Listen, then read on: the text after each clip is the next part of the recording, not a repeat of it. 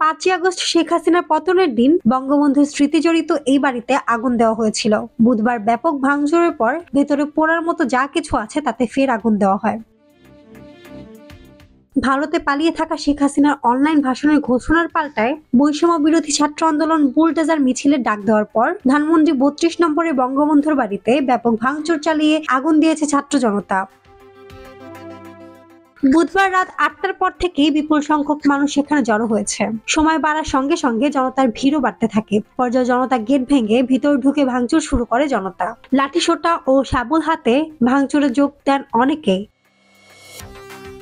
ভেতর থেকে নারায়ে তাকবীর, জিয়ার সৈনিক এক হও, লড়াই করো এসব স্লোগানের পাশাপাশি দিল্লি না ঢাকা, আবু সাইদ মুগ্ধ শেষ হয়নি যুদ্ধ, জনে জনে খবর দে, মুজিববাদের কবর দে ইত্যাদি স্লোগান শোনা যায় এই সময়ে। 5ই আগস্ট শেখ হাসিনার পতনের দিন বঙ্গবন্ধুর স্মৃতিজড়িত এই বাড়িতে আগুন দেওয়া হয়েছিল। বুধবার ব্যাপক ভাঙচুরের পর ভেতরে পোড়ার মতো যা কিছু আছে তাতে ফের আগুন দেওয়া হয়। এই সময় নারিকেল গাছের পাতাও জ্বলতে দেখা যায়। কর্মসূচিতে যোগ দিতে আসা একজন বলেন, বুলডোজার দিয়ে আমরা আজ স্বৈরাচারের চিহ্ন মুছে দিব।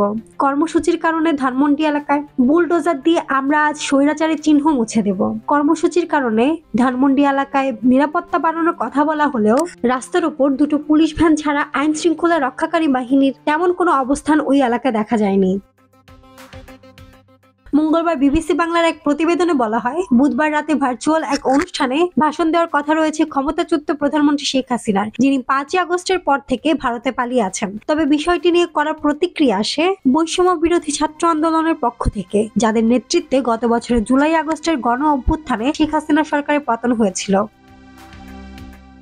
সংগঠনের আহ্বায়ক হাসনাত আব্দুল্লাহ এক ফেসবুক পোস্টে লেখেন, হাসিনাকে বক্তব্য প্রকাশের সুযোগ দেওয়াকে বাংলাদেশের ফ্যাসিবাদ বিরোধী জনগণের বিরুদ্ধে ভারতের যুদ্ধ হিসেবে দেখি।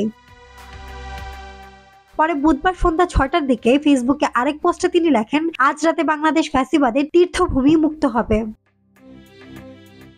এর আগে বুধবার বিকেলে আলোচিত কন্টেন্ট ক্রিয়েটর ইলিয়াস হোসেন ও পিনাকি ভট্টাচার্য ফেসবুকে ধানমন্ডি 32 অভিমুখে বুলডোজার মিছিল ঘোষণা করেন।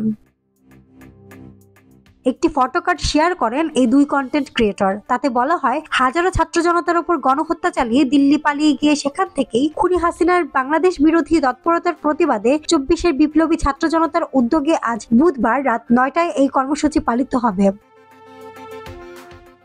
মাহমুদ আঞ্জুম বৃষ্টি, ডেস্ক রিপোর্ট, কথা কম।